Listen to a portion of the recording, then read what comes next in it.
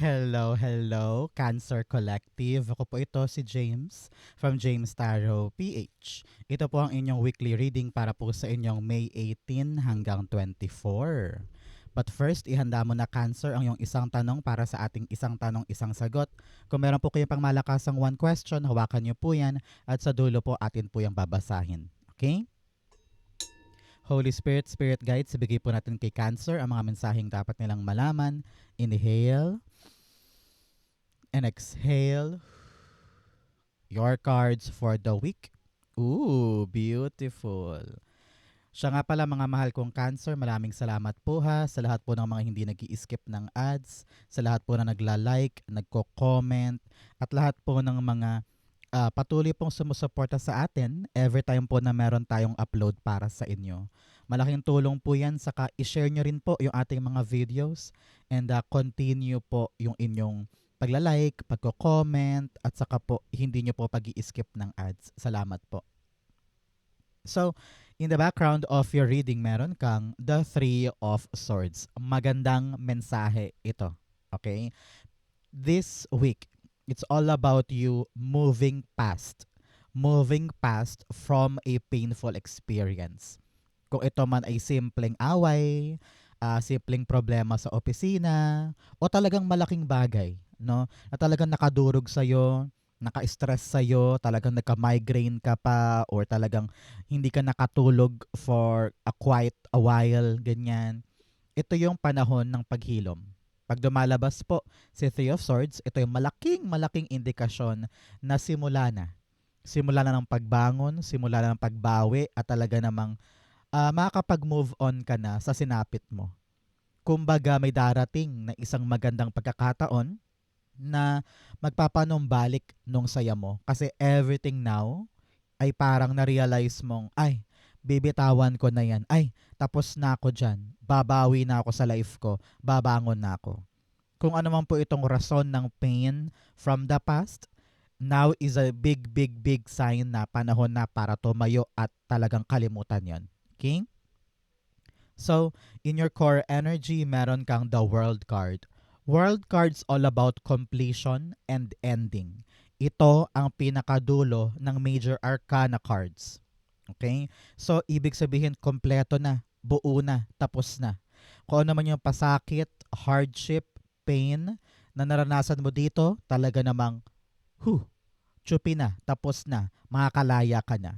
Para kang nasa isang loob ng bagong portal at papasukin mo yon, sabi mo, ending na to, ready na ako for something new, parang ganyan. So congratulations, you have completed that cycle, you have completed that lesson. So para ang tanong ngayon sa iyo, Cancer, ano ang natutunan mo sa mga nangyari noon? Ano ang mga bagay na na-realize mo about yourself, about your situation, about the people around you? Nagbago ba ang iyong pananaw? Ano yung mga bagay na handa mo nang baguhin this time for a better you? Congratulations. World card, the Eight of Wands. Yes, asahan mo daw, Cancer, na pag natapos mo na yan at talagang naisara mo na, dito na bibilis yung takbo ng buhay mo forward. Asahan mo yung paggaan, pag-andar, hindi ka na stuck, hindi ka na parang nakatambay sa isang issue o sa isang sitwasyon. You are now feeling the breeze of new life, breeze of new air, parang ganyan. So, ramdam ko din dito na pagkatapos mong lumaya mula sa isang bagay, ano ka na eh, masyado kang ganado, para kang naka-Red Bull na hindi mo maintindihan, napakasigasig mo. You are very energized to begin something new. Sabi mo, hala, nagsayang ako ng oras dito for a very long time. Hindi ko nahahayaan pang masayang ang oras ko uh, for another failure or for another problem. Ngayon, medyo masigasig ka and you want to get something new. You want to fasten the things in your life, no? Medyo ano ka dito eh, newfound energy, newfound life, newfound happiness, and newfound excitement, which is something. na talagang kailangan mong kasabikan this time. Congratulations. Okay? So, mga mahal kong Cancer, ano ba yung mga hinihintay mong mabuo at bumalis this time? No, ano yung hinihintay mo fast forward sa buhay mo? Sabi mo, God, please, palagpasin mo na ako dito, tapusin na natin to. I-comment mo sa baba yan, i-manifest na natin yan, magaganap siya para sa'yo. Okay? In the area of what you need to focus on, meron po kayong the star card. Yes, dito, sabi dito ng yung spirit guides, asahan mo this time yung pagbuti ng iyong sitwasyon. Asahan mo yung pagganda, pag-evolve, paggaan, na akala mo dati hindi mo na mararanasan ulit. Pero now, kita mo na parang, uy, gumagaan. Uy, ibang-iba siya kumpara sa dinaanan ko noon. Talaga namang, this is something that you need to look forward to. Pinapayuhan ka rin dito, Cancer, na paliwanagin mo na sa isip mo kung ano ba talaga yung gusto kong mangyari moving forward. What is my next plan? What is my next idea? Example, for the next 6... Uy, naririnig niyo po ba yung busina sa labas ng bahay ko? That is truck ng basura. Garbage collection ngayon. Tumugma dito sa ating reading. And it feels like a great symbolism for you. Symbolismo ng pagtapon ng mga bagay na hindi mo na kailangan sa buhay. Pagtapon ng mga negativity, pag-alis sa bahay mo ng mga butingting na hindi na kailangan, pagluwag ng sistema, pag-release ng mga bagay na alam mong nakaharang sa'yo. That garbage truck is your sign to let go of the trash. Okay? And let's hope, renewed hope ito, renewed life, renewed beginning for something na alam mong, yes, ito na ang gusto kong gawin for the next 6 months, for the next 2 years. Meron ka ng malinaw na pag-asa na this time talaga namang pangahawakan mo. Clarify natin. Star cards being clarified by the 2 of Cups. Sabi dito ng iyong spirit guides, kailangan mong i-align ang sarili mo sa pangarap mo. Halimbawa, this time, pagkabasa mo nitong reading na ito, narinig mo sa iyong puso, sa iyong isipan na gusto ko nang itulayin or gampanan yung aking pangarap na makapunta sa Canada. So, lahat ng gagawin mo this time ay patulay sa Canada. Mag-ipon ng pera, mag-inquire, maghanap ng agency, maghanap ng taong makatulong sa akin para makarating ako ng Canada. It's all about you aligning yourself to your wish. Importante yan this time. Pinapayuhan ka rin dito na makipag-usap ka sa family members mo or sa loved ones mo para tulungan ka na maabot ito. Kasi feeling ko dito, if you have the people around you to assist you, to guide you, malaking bagay yan eh. 'Di ba? So, communicate to your partner, communicate to your family para meron kang moral support or talaga namang kaagapay patulay dito. Okay? So, mga Cancer, ano po ang birthday niyo? Naku, malapit ka na din. By June and July ka, 'di ba? So, malapit na ang birthday season mo. So, ngayon pa lang comment down below your birthday para mag-align sa'yo uniquely ang wish na ito at matupad in your favor. Okay? Naku, nakalagpas na yung truck. So parang pinapayuhan ka rin na mabilis lang yan. Kayang-kaya mong itapon or bitawan yung mga basura sa buhay mo. Masakit sa umpisa, mahirap, pero it will be a great relief sa buhay mo. Okay? You have the 7 of Swords in what you need. What you need now is to not run away to your responsibility. No? Nakita ko dito na wag nang iwasan, wag nang layuan. Panahon na to para harapin kung ano yung rason ng pain, kung ano yung issue na dapat talagang pag-usapan. Panahon na to for you to really sit down, face the problem, and solve it.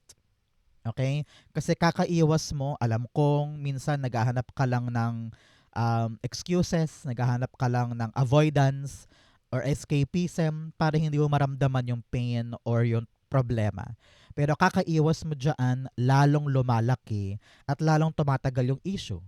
So panahon to para to sit down, pag-usapan, harapin na, nang sa ganon matapos na at makalarga ka na dyan. Seven of Swords, may tumila pong isa, kunin din natin. The King of Swords and the Three of Swords. Yes, meron kang 3-3 here telling you na meron po kayong kamag-anak sa kabilang buhay na namayapa na hanggang ngayon ay pinoprotektahan ka pa din. So go on after watching this video, magtirik ka ng kandila para magpasalamat sa kanilang gabay. Okay? So, Three of Swords, the King of Swords, clarifying our Seven of Swords, nasa utak talaga to eh. Nasa iyong pag-iisip eh. Pinapayuhan ka dito na utak ang pairalin at wag emosyon, no? Kung ikaw ay naduduwag, takot, very painful pa, now is the right time for you to be smart. Utak ang pairalin at harapin na yung issue, panindigan. Kumilos para makagawa ka ng concrete move para makalagpas ka na dito. Huwag mong hayaang sakupin ka or paibabawan ka or malunod ka dito sa pain na ito. Harapin na siya nang sa ganon maputol mo na yan at makalarga ka na. Okay? In the area of what's affecting your current energy, meron kang the Six of Pentacles. Si Six of Pentacles dito, sinasabi ng yung Spirit Guides Cancer na panahon na para i-evaluate mo yung mga bagay na dapat kong paglaanan ng effort, time, and money. Hindi na worth it kung yung mga bagay na pinanggalingan mo ay painful, toxic, napakagulo ng mga tao, parang hindi ako pinapahalagahan, parang hindi ako vina-value, bakit parang kada imik ko, walang nakikinig, walang nagpapahalaga. Now is the right time for you to evaluate and close something in your life na nagdudulot ng labis na pain. At tayo tumungo na lamang, dumiretso na lamang sa mga mahalaga. Yung talagang alam nating para sa atin.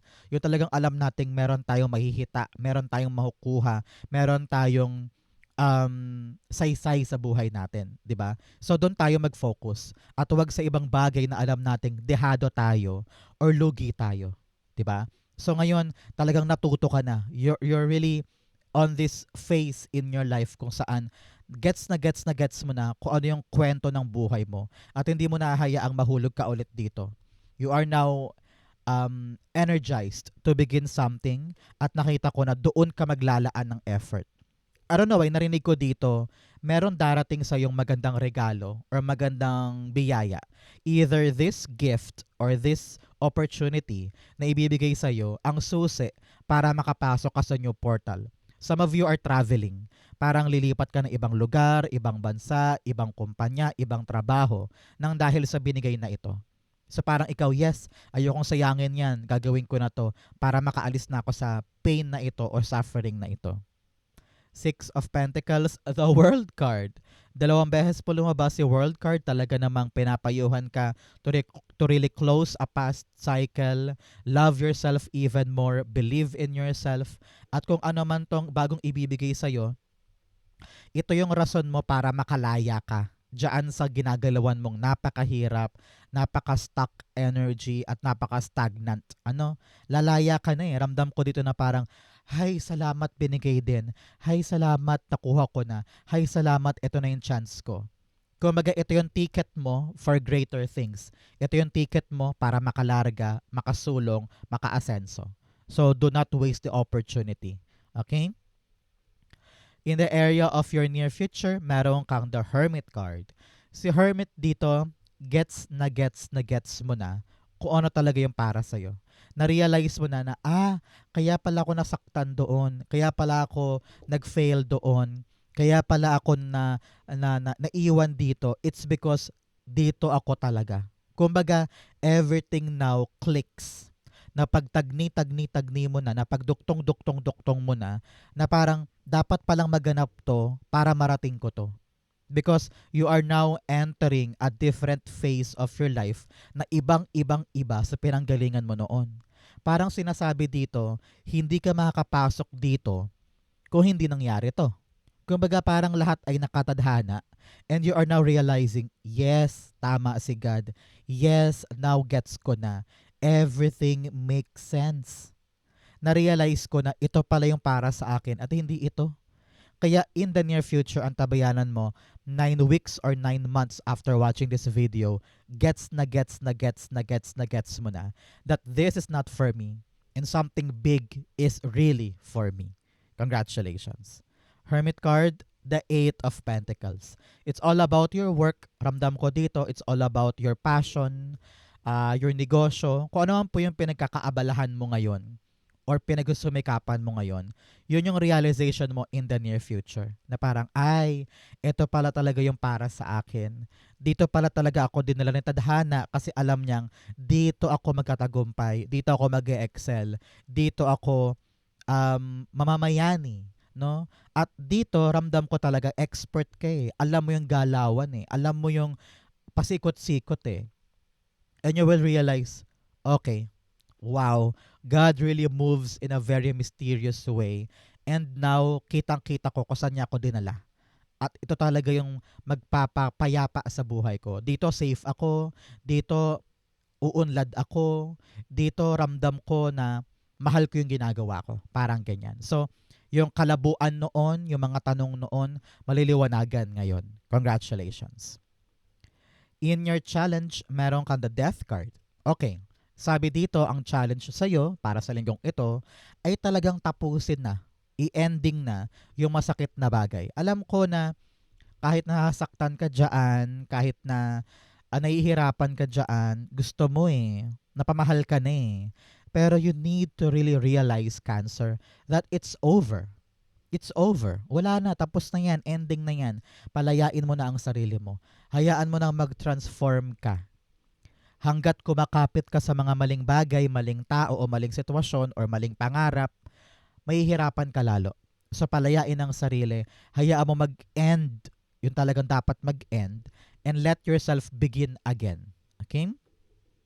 Death card, the Five of Cups. Yes, umaasa ka pa eh. Ramdam ko dito, umaasa ka pa sa isang bagay na alam mong wala ka nang dapat asahan. Parati mong nire-replay sa isip mo yung mga eksena na sana ganito ginawa ko, sana ganyan ginawa ko, sana ganito pala sinabi ko. Pero wala ka na magagawa doon.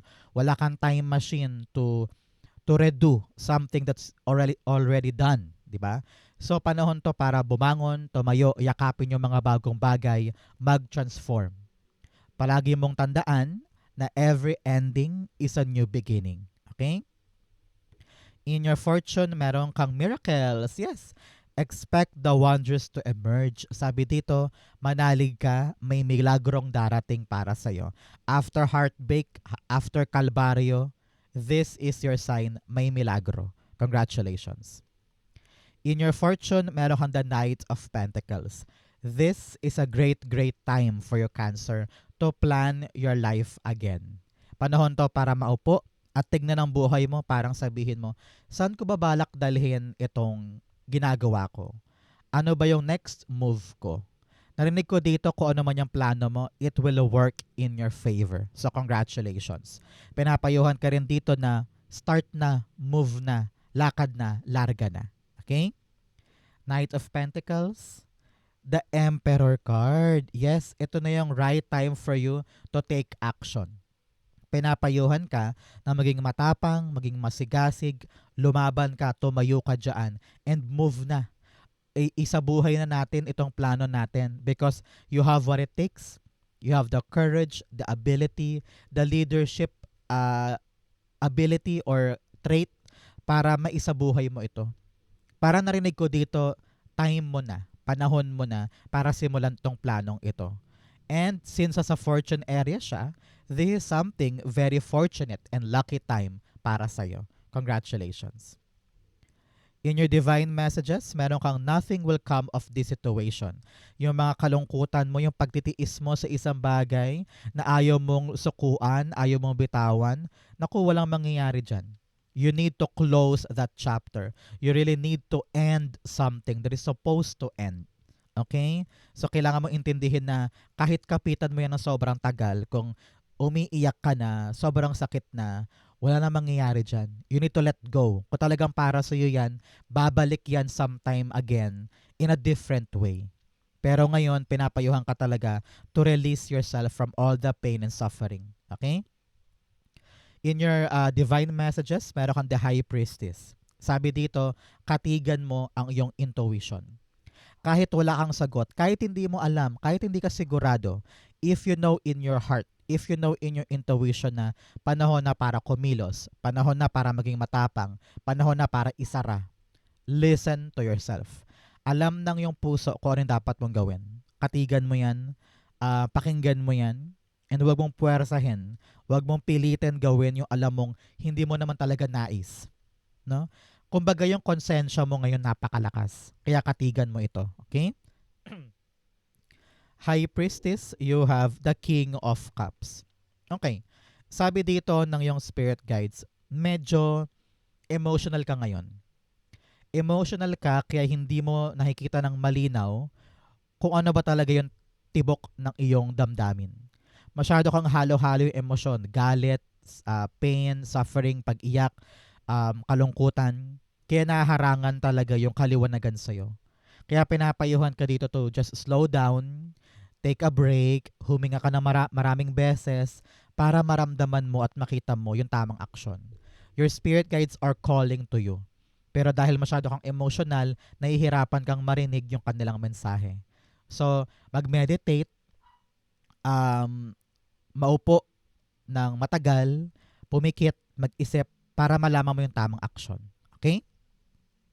Outcome mo ito, bigyan mo na kita ng fortune cards. You have a whale, great worry over nothing.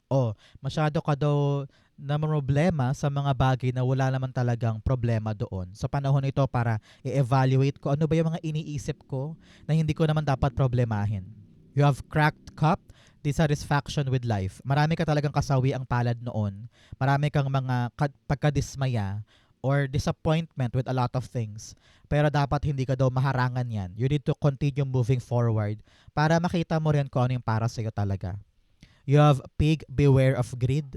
Mag-ingat ka daw sa mga tao na masyadong gahaman, kubra ng kubra. 'Di ba? Panahon na para putulin yan. Kung sino yung mga tao sa paligid mo na medyo hingi ng hingi sa'yo or parang feeling mo sobra-sobra na yung binibigay mo, you need to make sure na pinuputol mo yung kalabisan. Okay?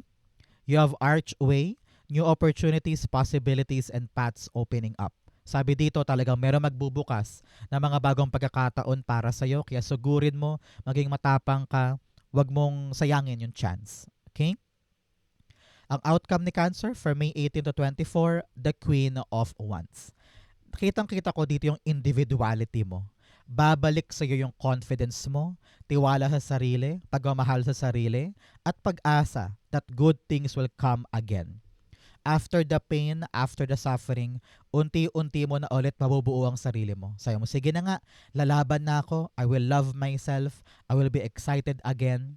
Panahon to para mag-socialize, mag-try ka ng mga bagong bagay, enjoy every single day of your life and try something new para makita mo kung ano yung mga bago mong pagkakaabalahan at kung saan ka dadalhin ng tadhana moving forward. Hermit card.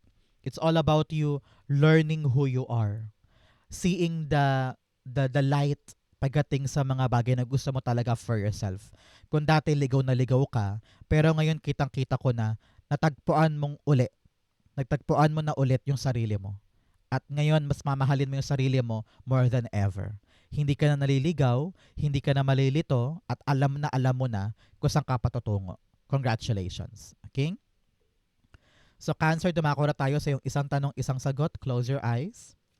And concentrate on this one question. Inhale and exhale the answer to your question. You have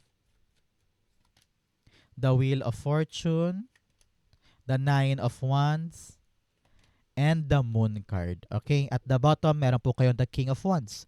Pinapayuhan kayo dito, Cancer, na yung spirit guides na ilaban or maging matapang ka dyan sa question mo.